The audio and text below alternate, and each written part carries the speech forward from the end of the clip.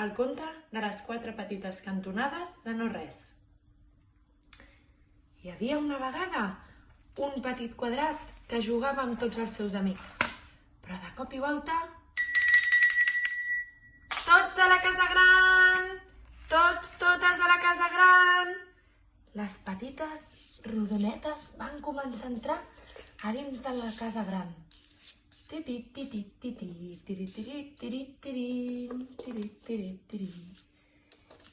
cop i volta se'n van adonar que el petit quadrat no podia entrar.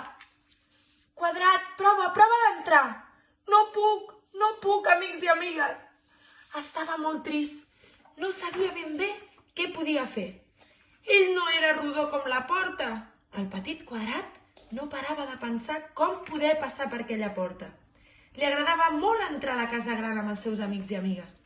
Aleshores es va començar a estirar. S'estirava, es doblegava, intentava posar-se de costat, però no hi havia manera. El quadrat no podia entrar. Sigues rodó, petit quadrat. El petit quadrat ho provava amb totes les seves forces, però no hi havia manera. Tu has de creure, petit quadrat. Has de pensar, soc rodó. Però no hi havia res a fer.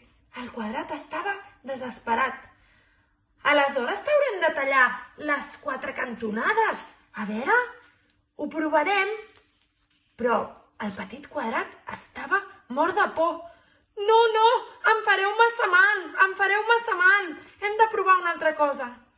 La rodona vermella va dir, i com ho farem?